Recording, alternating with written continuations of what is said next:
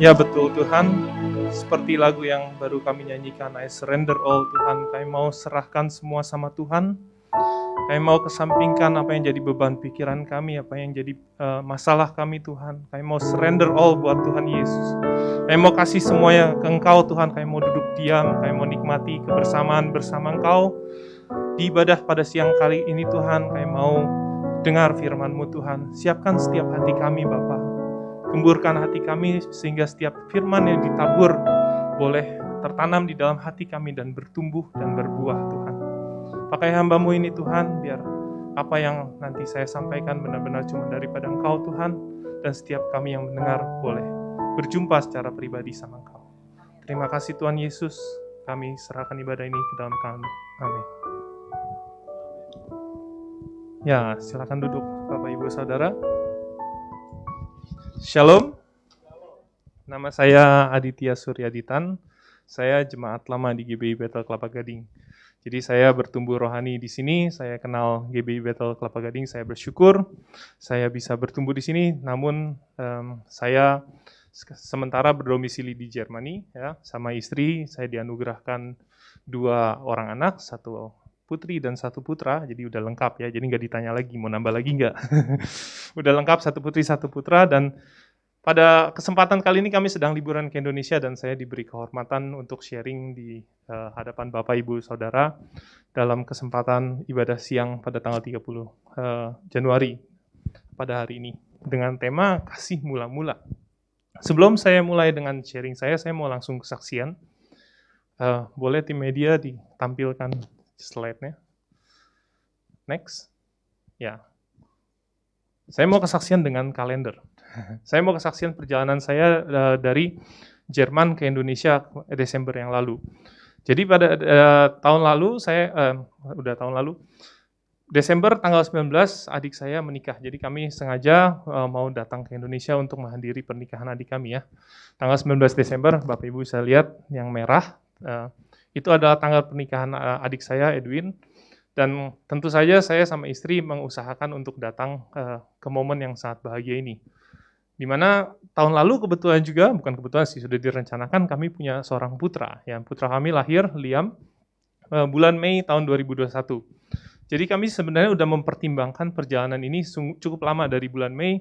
Gimana nih kalau kita bawa bayi, dan apalagi masa pandemi ya, saudara-saudara, Bapak Ibu tahu masa pandemi, terus dari itu kami harus perjalanan panjang, terus anak-anak harus pakai masker, terus harus dites segala macam. Jadi perjalanan ini cukup membuat banyak pertimbangan dalam buat kami, saya sama istri. Gimana nih, kita datang apa enggak gitu. Apalagi ditambah dengan yang dikotakin biru itu tanggal 8 sampai 10 saya punya jadwal project meeting. Jadi project saya harus menghadiri project meeting itu 3 hari, 8, 9, 10 dan itu on-site. Jadi kami harus ketemu sama beberapa universitas, itu kerjasama dari 16 universitas. Dan tentu saya khawatir dong kalau misalnya tanggal 8, 9, 10 saya ketemu banyak orang dan saya harus pulang ke Indonesia di tes PCR, apalagi itu dari berbagai provinsi di Jermani. Nanti kalau positif tesnya gimana? Tentu saja saya nggak bisa menghadiri pernikahan adik saya gitu. Ya sudah, saya bawa doa. Saya diskus sama mama saya, ya udah kita doa aja. Kalau Tuhan udah buka jalan, gak ada yang mustahil. Ya kita tunggu. Bapak Ibu Saudara pasti ngalamin tahun lalu tengah-tengah tahun orang yang masuk ke Indonesia harus dikarantina selama 14 hari.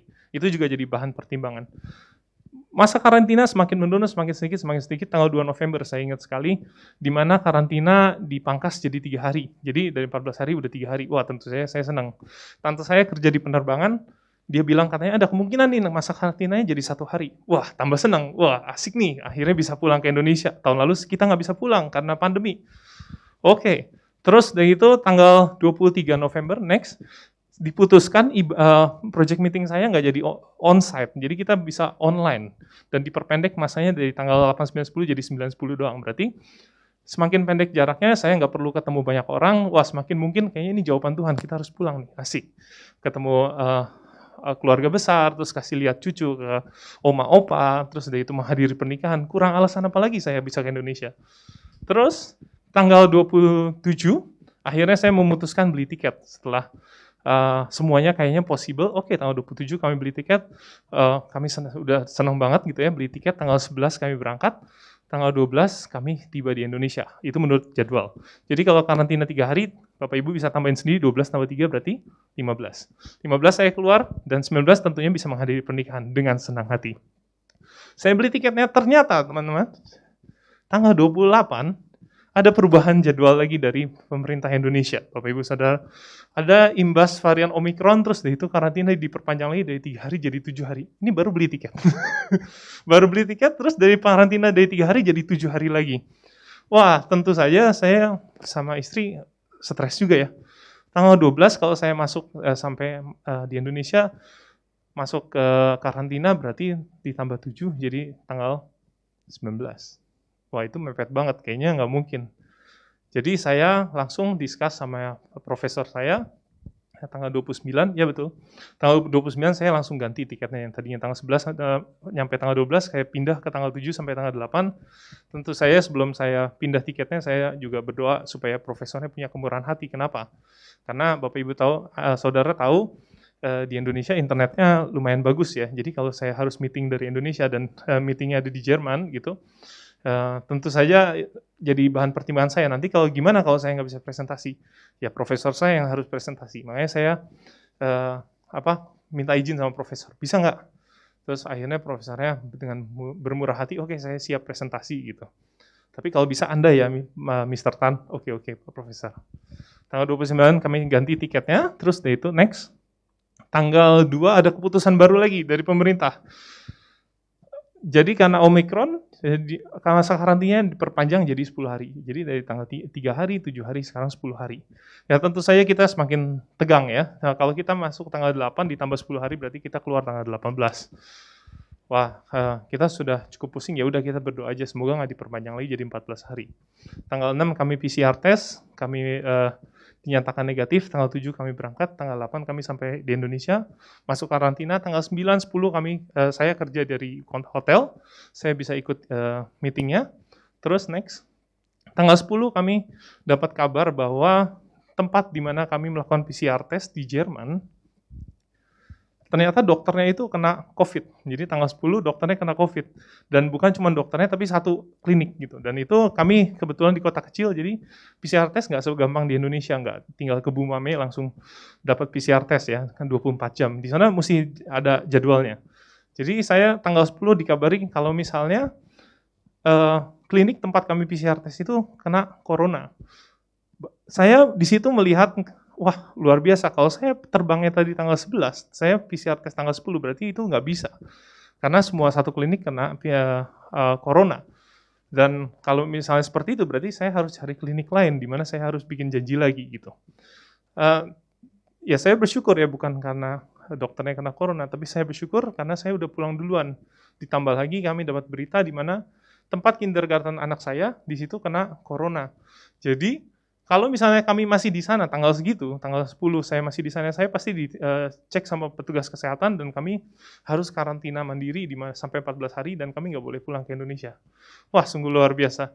Tanggal 16 kami PCR test lagi dan tanggal 17 kami boleh keluar dari hotel, dari repatriasi kami, dari karantina kami, dan tanggal 19 kami boleh menghadiri pernikahan adik saya dan saya sungguh bersyukur. Saya cukup senang, next slide. Saya cukup berterima kasih sama Tuhan. Saya lihat gimana Tuhan tuh menyertai kami meskipun Bapak Ibu lihat tadi kalendernya full ya. Kalendernya 2 bulan itu benar-benar penuh stres, penuh tantangan. Kita berdoa luar biasa. Saya takut gimana saya buat rencana dan rencananya harus ganti lagi.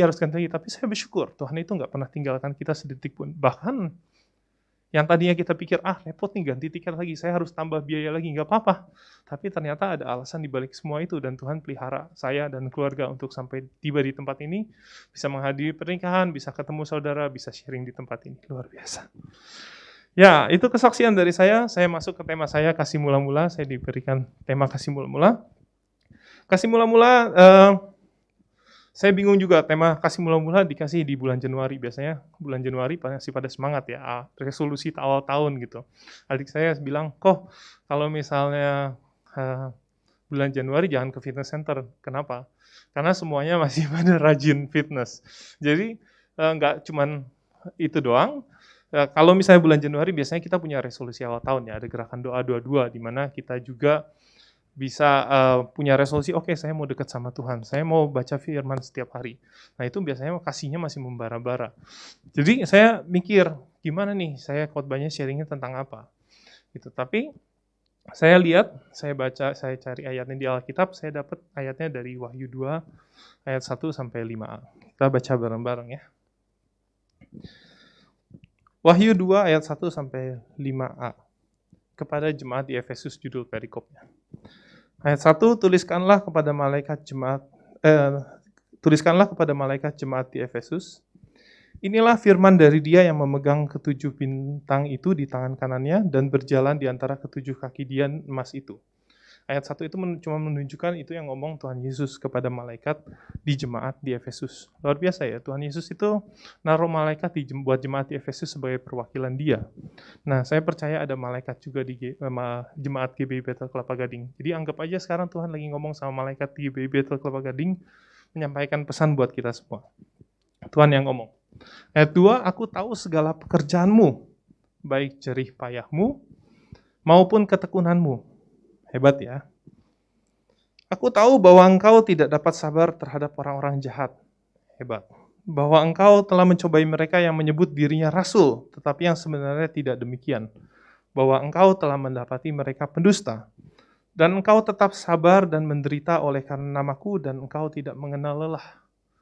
Wih, ayat 2-3 begitu saya baca, ini keren banget. Berarti ini jemaat di Efesus semuanya hebat-hebat ya. Tahu firman Tuhan, tahu lagi nabi palsunya mana, sabar, bekerja keras, tidak mengenal lelah, giat, luar biasa. Tapi begitu saya baca ayat 4, namun demikian aku mencela engkau, karena engkau telah meninggalkan kasihmu yang semula. Sebab itu ingatlah betapa dalamnya engkau telah jatuh, bertobatlah dan lakukanlah lagi apa yang semula engkau lakukan. Sampai di situ saudara. Saya belum punya kesempatan seperti Om Swito, belum punya kesempatan seperti Om Rubin. Saya nggak belajar Alkitab di sekolah teologi. Saya ini engineer. Jadi saya belajar Alkitab tuh dari kehidupan saya. Saya pengen tahu apa maksud Tuhan, saya baca Alkitab, kalau saya nggak ngerti, saya cari contoh yang simple di kehidupan saya. Gimana sih, apa sih maksudnya Tuhan? Tuhan tuh mau nyampein pesannya apa? Jadi saya banyak belajar makna-makna Alkitab dari contoh-contoh kehidupan. Karena Tuhan itu kasih contoh-contoh kehidupan buat kita ngerti apa sih maksudnya Tuhan dalam kehidupan kita. Dan pada kesempatan kali ini kebetulan saya pulang untuk menghadiri pernikahan adik saya ya. Jadi saya ambil contoh dari kehidupan pernikahan. Next slide. Nah ini gambar sebelah kiri saudara adalah gambar pernikahan adik saya Desember tahun lalu, 2021. Dan sebelah kanan saudara adalah gambar pernikahan saya sama istri, 6 tahun lalu. Ya. Usianya belum terlalu tua, saya jadi masih belajar sama Bapak Ibu yang sudah 10 tahun, 20 tahun, 30 tahun menikah. Tapi dari kehidupan pernikahan kami, saya banyak belajar apa sih kasih mula-mula ya. Kasih mula-mula itu tentu saja kasih yang dimana yang kita punya pada saat awal-awal. Pernikahan itu contoh yang paling simple, bener nggak? Di saat kita baru mulai menikah, kasihnya masih anget katanya. Masih hot-hotnya, apalagi waktu pacaran gitu ya. Nah, kita belajar dulu, apa sih ciri-ciri kasih mula-mula? Saya kasih 3 aspek di sini, 3 contoh kasih mula-mula, yaitu kebersamaan, keintiman, dan keinginan. Bapak, Ibu, Saudara, saya ingat kalau waktu saya pacaran sama istri, waktu itu pacar saya, sekarang istri saya lihat 3 aspek ini dalam proses PDKT, di mana kami harus setelah kami menikah, baru-barunya menikah, saya lihat 3 aspek ini. Saya bahas satu persatu ya, kebersamaan. Kebersamaan di mana orang kalau punya kasih mula-mula pasti pengen bareng terus. Benar apa betul? Betul. Kalau rasanya kalau punya kasih mula-mula, saya pengen deket terus. Dulu saya sama pacar saya, kita melakukan LDR, bahasa Jermannya long distance relationship ya. Jadi saya ada di Jerman, pacar saya ada di Indonesia. Itu tuh jauh sekali, apalagi plus beda waktu ya. Jadi kayak saya baru bangun, pacar saya udah kerja. Saya pulang kerja, pacar saya udah ngantuk gitu. Jadi gimana nih caranya? Tapi saya tuh pengen deket. Jadi dulu teknologinya bukan WhatsApp video call, tapi dulu masih pakai Skype. Jadi kita nge-Skype, kita usahain gimana caranya bisa ketemu. Yang satu ngantuk-ngantuk, yang satu udah masih segar, tapi nggak apa-apa, kita mau ngobrol, kita pengen deket, kita pengen bersama terus. Dan saya pikir, saudara, kalau misalnya orang punya kasih mula-mula, pasti kita pengen deket banget, kita pengen terus bersama, dan itu adalah alasan kenapa kita menikah. Ya, namanya orang menikah pasti pengen hidup bersama. Ya, menikah itu suatu keputusan yang dibuat karena kita pengen hidup bersama. Makanya pada saat kasihnya masih hot-hotnya kita pengen memutuskan, oke, saya mau menikah gitu. Gak peduli apa yang terjadi di depan, baik sakit maupun sehat, kaya ataupun miskin, saya siap. Makanya saya ambil keputusan buat menikah gitu. Saya ingat waktu saya pacaran dari Jerman ke Indonesia itu, saya usahakan pulang setiap tahun, cuman buat ketemu pacar saya waktu itu. Ya Bapak Ibu lihat tadi flight-nya aja 2 hari gitu. Berangkatnya hari Jumat, nyampainya hari Sabtu. Perjalanannya jauh, apalagi saya harus ke bandara. Terus dari situ masih flight lagi ke Indonesia. Terus sudah itu nyampe, pokoknya perjalanannya jauh, tapi saya tetap usahakan. Kenapa? Karena saya cuma pengen bareng. Gak peduli kalau lagu bilang, laut pun ku seberangi, gunung pun ku daki. Oke, saya seberangi lautan. Tapi naik pesawat, biar gak capek. Pokoknya saya cuma pengen bersama sama pacar saya. Kamu tahu, apapun itu, jauh pun saya jalanin. Sama, adik saya juga gitu. Tahun lalu dia juga LDR. Ya, tapi Jakarta Surabaya nggak sejauh itu, nggak sejauh Jakarta Jerman. Tapi tetap dia bolak-balik Surabaya. Mau ada Alpha, Delta, Omicron, tetap aja ke Surabaya. Nggak peduli, pokoknya saya pengen bareng. Hebat ya manusia itu. Pinter, tulus seperti merpati, cerdik seperti ular. Pokoknya saya pengen bersama. Tapi anehnya, waktu COVID-19 ada, 1 tahun setelah COVID-19 ada penelitian, ada riset bahkan di seluruh dunia, bahwa angka perceraian meningkat. Aneh kan? Kenapa? Karena waktu COVID-19 ada, maka semua dunia lockdown. Terus semua orang disuruh work from home, WFH.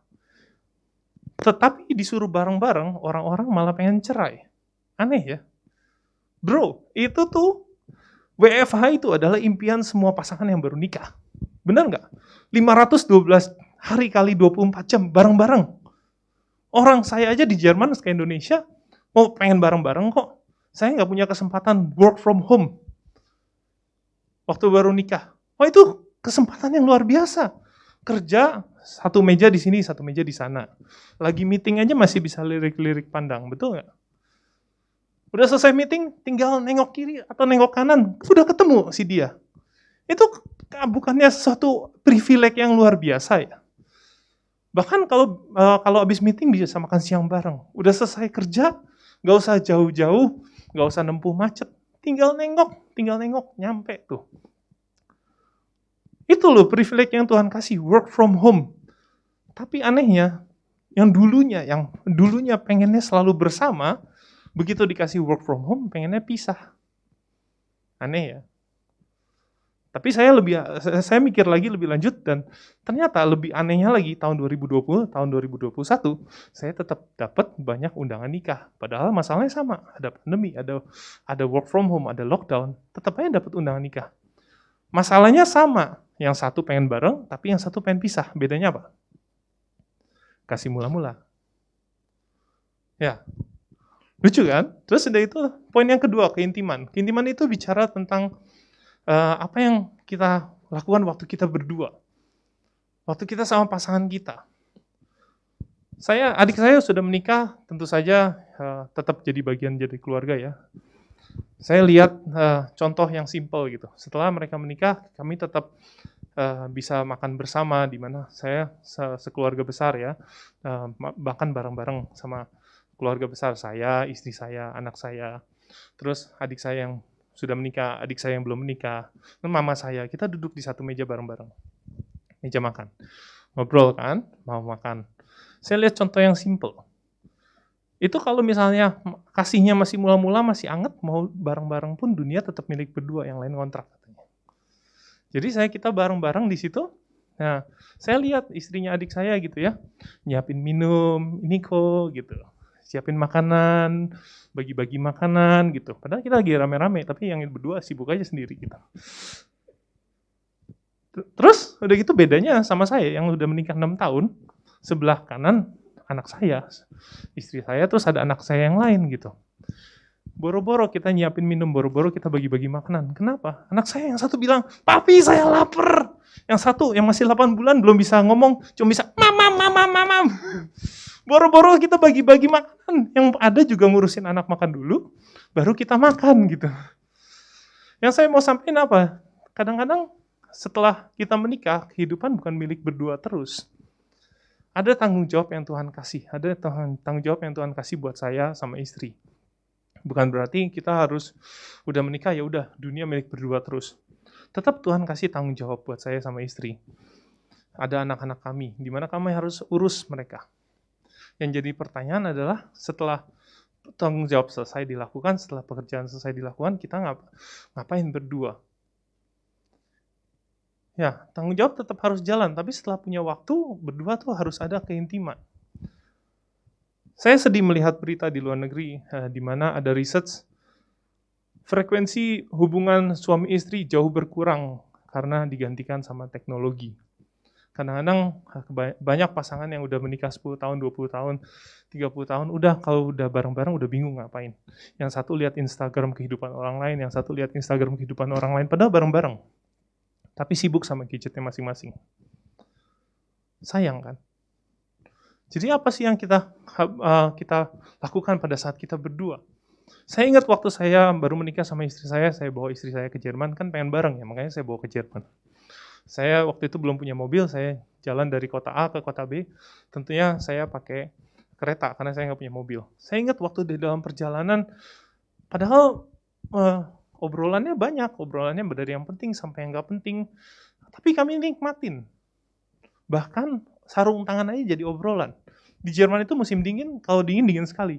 Jadi kita pakai sarung tangan. Saya ingat, saya sama istri saya mainin sarung tangan. Sarung tangan ini jadiin kelinci lah, jadiin ayam gitu. Tapi kita ngobrol di kereta gitu ya. Lucu gitu, cuman ngobrolin sarung tangan. Ada keintiman, ada meaningful. Mungkin pembicaraannya nggak meaningful buat kalian. Tapi buat saya sama istri saya itu jadi momen yang luar biasa. Dan yang poin yang terakhir, keinginan gitu. Kalau orang punya kasih mula-mula, pasti selalu pengen memenuhi keinginannya si dia ya. Saya waktu masih pacaran, saya cari tahu istri saya tuh pengennya apa, sukanya apa, suka makan apa, suka pergi kemana, suka ngapain, kalau dikasih hadiah sukanya apa gitu. Saya tahu istri saya suka makan pete, cuman saya kurang suka gitu. Jadi kalau makan pete di depan calon mertua aja waktu itu. Saya cari tahu lagi, katanya harus cerdik seperti ular. Jadi saya cari tahu lagi, ternyata pacar saya suka makan sushi. Nah, kalau sushi, yuk kita bareng-bareng. Tapi kita berusaha untuk memenuhi keinginannya si dia. Karena ada kasih mula-mula, saudara, Bapak Ibu Saudara. Nah, kita balik lagi ke ayat yang tadi ya. Tadi ada kebersamaan, keintiman, dan keinginan. Kita balik lagi ke Wahyu 2 ayat 1 sampai 5. Kadang-kadang kita udah punya kehidupan yang stable. Dan kehidupan itu kadang-kadang jadi rutinitas yang biasa-biasa aja. Tapi bukan berarti itu buruk. Saya belajar sama istri, dalam kehidupan pernikahan kami kadang-kadang ada up and down-nya. Saya lihat di Wahyu ini waktu saya baca ayat 2, ayat 3, kita tadi udah baca ayat 2 sama ayat 3 itu bagus sekali.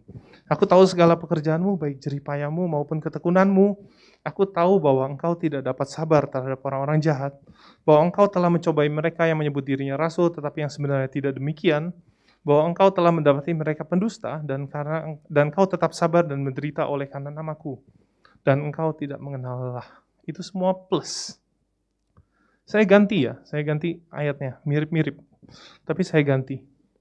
Aku tahu segala pekerjaanmu, engkau telah menyediakan nafkah buat keluargamu. Kau sudah bekerja dengan keras, engkau giat, enggak mengenal lelah. Kau cukupkan semua kebutuhannya. Kalau dingin ada penghangat, kalau panas ada AC, mau kemana-mana ada mobil, dikasih rumah. Cukupkan segala kebutuhannya.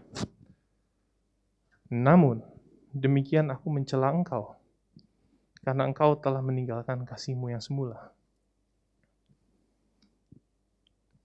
Saya belajar dalam kehidupan saya juga kadang-kadang pernah ada di posisi itu. Terus, ya istri saya bilang, kalau dulu dia senang dijajanin gitu ya, saya kerja, kadang-kadang pulang kerja suka lupa.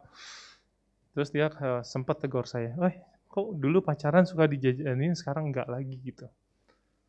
Di situ saya ingat, oke, ternyata saya udah lupa, nggak ada kasih mula-mula. Saya melakukan pekerjaannya baik, saya mengurus keluarga, saya plus semuanya.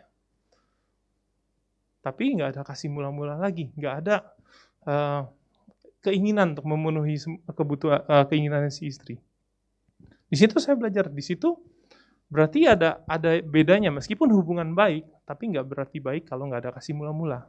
Nah ini juga bisa diaplikasikan dalam kehidupan pelayanan kita. Aku tahu segala pekerjaanmu, engkau telah melakukan pekerjaan yang sangat baik. Kau udah berkhotbah, udah main musik, udah main gitar, udah jadi usher, udah komsel. Tapi aku mencela engkau karena nggak ada kasih mula-mula. Kenapa? Karena begitu kita punya waktu sama Tuhan, kita udah lakukan tanggung jawab kita. Udah ngurusin, kalau dalam hal tadi saya udah ngurusin anak, waktu kita berdua sama Tuhan, kita udah gak punya gregetnya lagi. Kita udah gak pengen punya waktu yang intim sama Tuhan. Mungkin baca Alkitab, tapi gak ada gregetnya.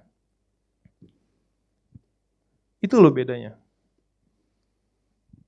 Dan saya lihat kadang-kadang kalau misalnya nggak ada gregetnya itu, semuanya cuma jadi rutinitas belaka.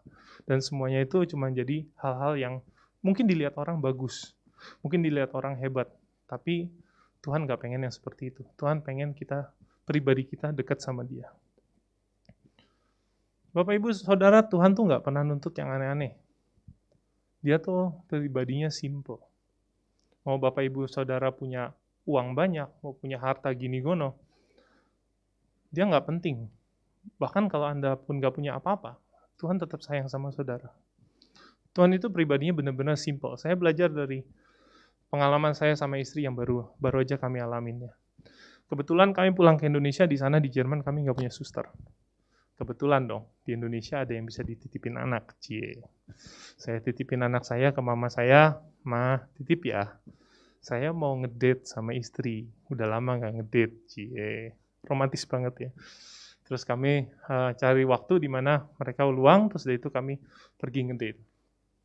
Pergi cuma sebentar, karena anak kami yang 8 bulan belum bisa lepas ASI, jadi kita nggak bisa pergi jauh-jauh, ya udah kita ke Mall Kelapa Gading. Kita cuma makan bareng, terus dari itu jalan-jalan. Terus pulang dari sana, kita bilang makasih ya Ma, makasih ya. Saya bilang ke adik saya juga, Sin, thank you ya udah jagain adik gitu. Terus dia nanya, kok sama Cici makan di mana gitu. Terus kita bilang, kita cuma makan di food court. Jadi bayi udah dititipin bukannya makan candlelight dinner gitu atau yang mewah-mewah, kita cuma makan di food court. Terus saya bilang waktu kami memutuskan untuk makan di food court, saya makan Kentucky Fried Chicken ya, istri saya makan Yoshinoya. Ini bukan iklan, tapi kami cuma pengen makanan-makanan yang dulu kami makan waktu kami pacaran gitu. Paket hemat, namanya juga pacaran, hemat semuanya. Kami pengen ngulang lagi, nostalgia. Dulu ngapain ya gitu. Mungkin nggak mewah, mungkin nggak heboh gitu. Kami cuma menikmatin waktu berdua kami ngobrol-ngobrol. Kami cuma makan makanan yang sederhana, tapi kami punya waktu, punya quality time di mana kami berdua bisa share satu sama lain. Sama, Tuhan juga nggak nuntut kalian yang aneh-aneh. Nggak usah macam-macam. Tuhan pengen kita cuma duduk diam di kakinya, sama seperti Maria. Bukannya salah kalau kita melakukan pekerjaan yang macam-macam ya, seperti Martha juga Tuhan bilang bagus, tapi Tuhan lebih rindu kita yang simple-simple aja, dekat sama Dia. Itu bedanya orang yang punya kasih mula-mula sama yang nggak punya kasih mula-mula, di mana hubungannya semuanya baik, tapi nggak ada kasih mula-mulanya, tetap aja Tuhan bilang salah. Baliklah, bertobatlah, kembalilah dan lakukanlah apa yang sudah pertama engkau lakukan. Bapak Ibu Saudara, saya share ya, kalau misalnya kita nggak punya kasih mula-mula, bersyukur kalau misalnya kita ditegur sama firman Tuhan. Kalau kita dengar firman ini di saat kita kehidupannya semua masih baik. Karena Tuhan itu pengen kita dekat sama Dia. Jangan sampai nanti dipaksa sama Tuhan, sampai benar-benar kita nggak punya apa-apa lagi dan terpaksa balik sama Tuhan. Itu lebih nggak enak, saudara-saudara. Tuhan itu tetap sayang sama kita. Apapun yang terjadi, Tuhan pengen kita dekat sama Dia. Apapun caranya. Jadi, either sekarang balik sama Tuhan, nikmatin kasih mula-mula, atau nanti Tuhan paksa. Yang lebih parah lagi udah dipaksa sama Tuhan, kayak Firaun dikasih 10 Tuhan, tetap gak 10 tulah, tetap gak mau balik sama Tuhan, itu yang bahaya. Jadi saudara pertanyaannya, Bapak Ibu Saudara pertanyaannya hari ini adalah, gimana hubungan kita sama Tuhan? Mungkin semuanya kelihatan fine-fine aja, tapi ada nggak kasih mula-mula kita sama Tuhan? Masih nggak kita pengen dekat sama Tuhan? Kalau kita udah selesai pekerjaan kita, kalau kita udah selesai melakukan A, B, C dalam kegiatan kita hari-hari, waktu kita punya waktu senggang, masih nggak kita pengen bareng sama Tuhan?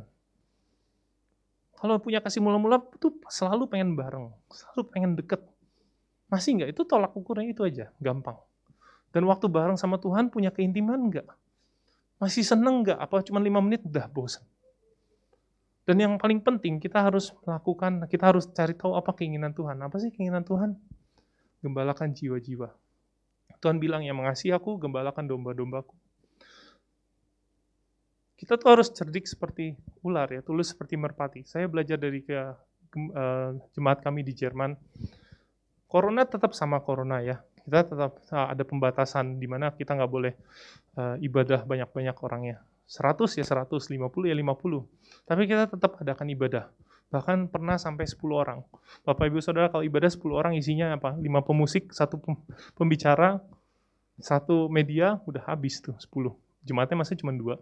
Tapi saya pernah mimpin pujian di sana, nggak ada jemaatnya. Ya udah nggak apa-apa, kita tetap lakukan. Kita tetap taat sama perintah, sama peraturan.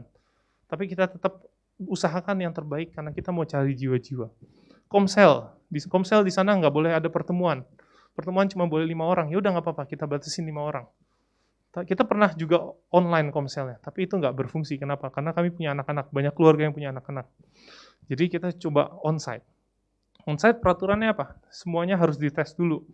Sebelum kalau semuanya negatif baru boleh komsel. Ya udah nggak apa-apa, kita tes dulu. Saya juga pernah ngadain komsel di sana sama anak-anak Indonesia gitu. Gimana caranya supaya kita komsel bisa datang banyak?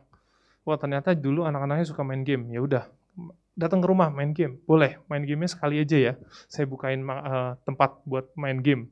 Terus saya bilang sama istri saya, sediain makanan. Tapi syaratnya habis main game sama makan, komsel ya.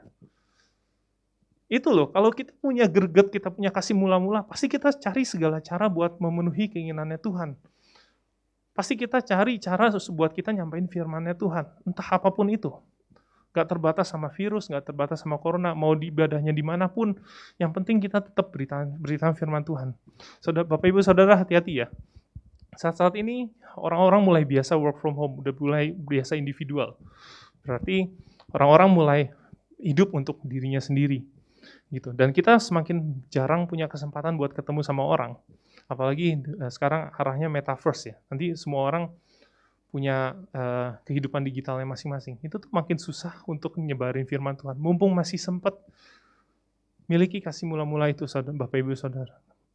Cari keinginannya Tuhan. Apa sih yang Tuhan pengen? Tuhan pengen kita dekat sama Dia. Yuk kita dekat sama Dia. Tuhan pengen kita sebarin firman-Nya. Oke, yuk ceritain firman-Nya. Tuhan pengen kita cari jiwa-jiwa, gembalakan domba-dombaku. Yuk kita gembalain domba-dombanya Tuhan Yesus. Kalau udah nggak ada gregetnya itu tolak ukur yang paling gampang. Berarti kasih mula-mulanya udah nggak ada. Simple. Itu saya belajar dari kehidupan saya. Saya udah selesai sama sharing saya hari ini. Yuk kita ambil waktu sejenak, kita tanya sama Tuhan. Udah, kita masih punya nggak sih kasih mula-mula? Kita masih ada nggak sih gregetnya sama Tuhan? Meskipun kita udah melakukan pelayanan gini gitu, meskipun kita udah belajar ngelakuin A, B, C, udah banyak melakukan kegiatan yang sepertinya positif. Tapi yang paling penting ya hati kita. Tuhan tuh lihat hati kita. Kalau saudara nggak tahu, coba belajarlah dari orang yang baru menikah. Tuhan tuh selalu kasih lihat contoh-contoh yang simple dalam hidup kita. Lihat loh, orang yang masih menikah itu meskipun kasihnya tuh masih menyala-nyala gitu. Ada bedanya sama orang yang udah lama menikah, tapi nggak apa-apa. Saya belajar sama istri, saya selalu pengen ngulang itu, saya selalu pengen nostalgia. Kita baharui terus komitmen kita. Kita pengen terus ngerasain kasih mula-mula itu. Dan kalau misalnya saya sama istri aja bisa begitu, apalagi sama Tuhan yang gak pernah ngecewain kita. Dia gak ada minusnya loh. Dia selalu nanti kita. Gak apa-apa, share aja sama Tuhan. Tuhan saya pengen dekat sama engkau, tapi saya udah capek gitu. Gimana caranya? Terbuka, namanya juga sama pasangan terbuka. Dengan di situ kita bisa lebih belajar.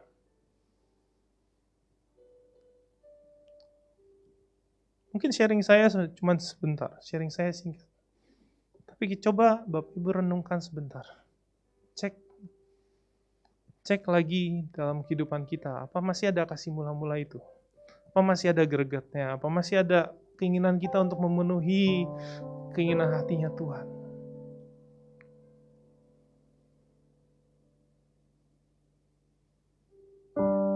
Dan yang luar biasanya lagi, Tuhan itu Maha Penyayang. Yang namanya pasangan bukan satu sisi doang yang ngomong terbuka. Tuhan juga selalu ngomong, hey ayo balik. Saya pengen deket sama kamu. Saya pengen belajar kenal kamu lebih dalam lagi. Spend waktu dong sama saya. Dia tuh pribadi yang sangat simple dan sangat sayang sama saudara. Gak usah takut kalau engkau udah jauh saat ini, balik. Gak ada yang lebih berharga dari itu.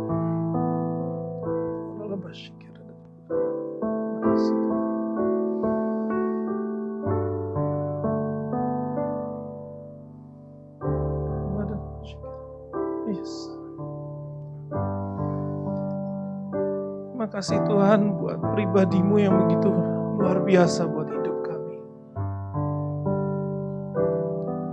Kau sayang kami, Kau gak pernah tinggalkan kami sedetik pun.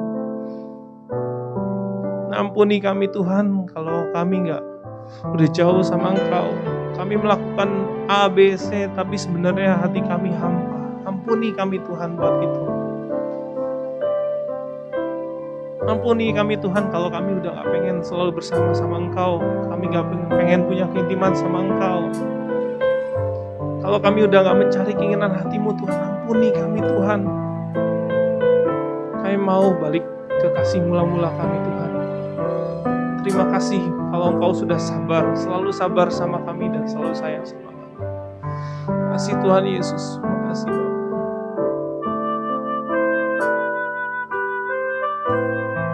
Aku mau berdoa buat saudara kalau misalnya Bapak Ibu Saudara pengen balik sama Tuhan Yesus, pengen ngerasain kasih mula-mula yang udah lama gak ngerasain.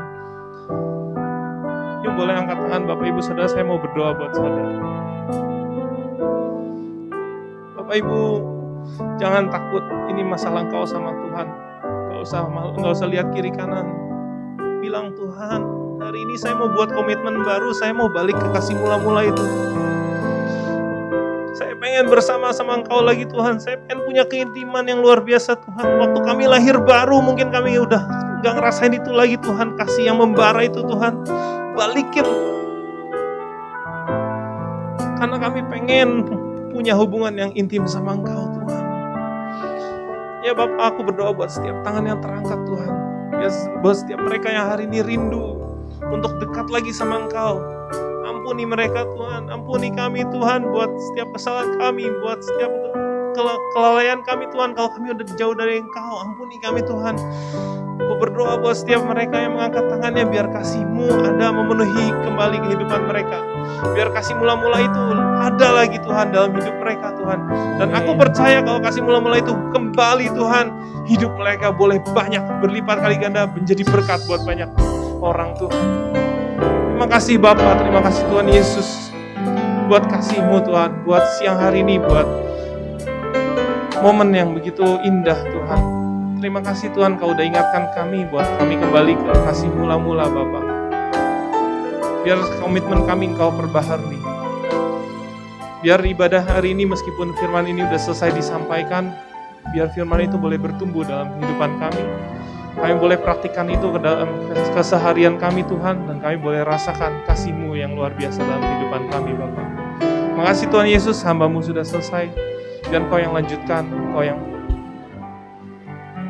yang tumbuhkan buah itu di dalam hidup kami Tuhan.